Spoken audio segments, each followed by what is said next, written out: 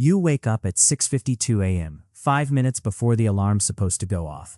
Your eyes pop open like they've been waiting for it.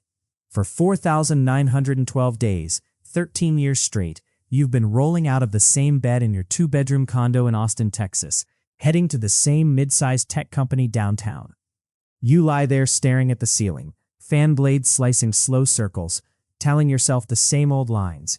Good money, decent benefits, 401k match, 3 weeks paid time off. It's secure, it's smart. But that little voice won't quit. You're clearing almost double what your folks ever pulled in their best years, yet every month still feels like you're scraping by. You're not broke, you're caught, and it isn't random. This is the salary trap, you all, and Luke's living it every damn day. Luke's 36, got a wife, 1 little girl in preschool. He's a product manager pulling $98,000 a year. Run the numbers on any salary checker and he's sitting pretty. Top 18% of earners in the US. He ought to feel like he's made it.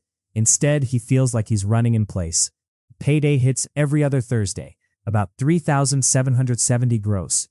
After federal taxes, Social Security, Medicare, and the company health premium get their piece, he's left with roughly $2,820 in his checking account. Sounds solid on paper, right? Here's where the game gets quiet and dirty. The cash never lands as one big untouched pile. Before Luke even swipes open his banking app, the money's already been carved up by autopay vampires. Mortgage on the 3-bedroom they bought back in 21 when rates were dirt cheap, $1,980 gone. Preschool tuition plus aftercare pickup, $620. Electric, water, internet, that whole family streaming bundles, $240. 2 car payments, 1 family SUV, 1 commuter sedan, plus insurance and gas, $780. Groceries, the occasional fast food run, kid clothes, birthday party gifts, that $15 a month meal kit box they signed up for to save time, another $680. Total committed before he blinks, $4,300. Except he only brought home $2,820, so he floats the difference on the credit card, pays it down slow, and the interest just sits there chewing quietly. Thing is, Luke doesn't feel poor. He's got the house with the backyard swing set, drives cars that don't break down every week, kids in a solid preschool. They still manage 1 beach trip a year down to Galveston. The system's genius is handing you just enough shiny stuff so you never quite lose it and go nuclear. You're not eating beans out of a can in the dark. You're living that respectable middle-class life everybody's supposed to want. So the big question, why am I not building real wealth?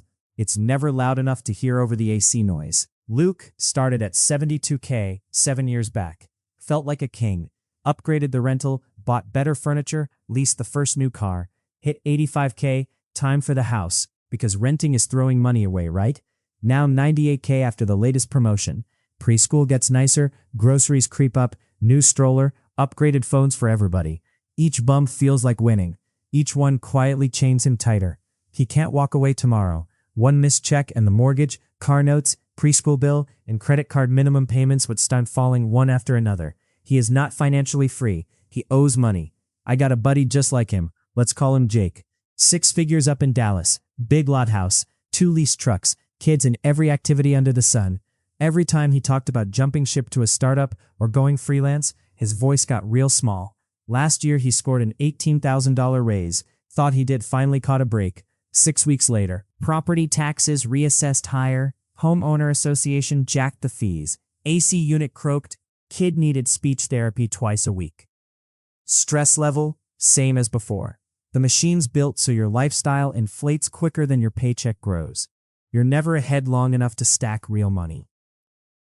Ask yourself straight, if Luke quit cold turkey tomorrow, how many months could his family coast on savings? 2? 3 if they went full austerity mode? Most folks pulling his kind of income are 1 paycheck from real panic. Over 62% of Americans couldn't cover 3 months of bills without borrowing, selling stuff, or begging family.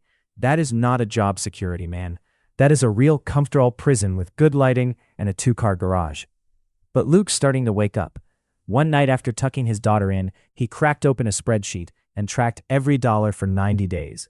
The leaks jumped out at him. Subscriptions he forgot he had. Eating out just because it was Tuesday. Upgrading gadgets he didn't need. He and his wife sat down and said, enough. Housing stays under 30% of take-home. Pay off 1 car and keep it till the wheels fall off. No new leases. Ditch the meal kits. Redirect whatever's left.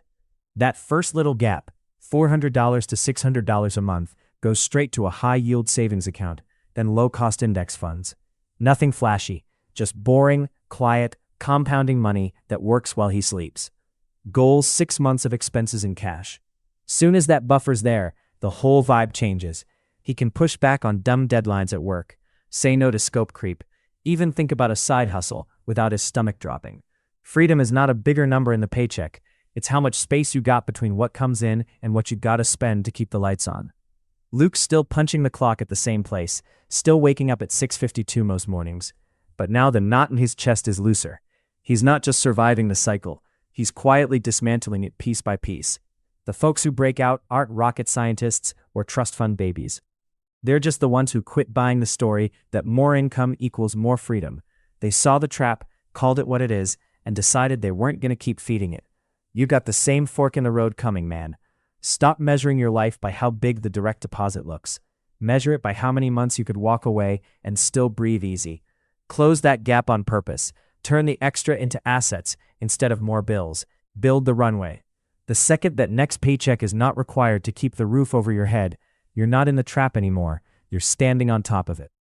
If this sounds like your life, and you want the real game plan, how to find money leaks, stop them, move that cash to better places, and build real freedom, stick with us.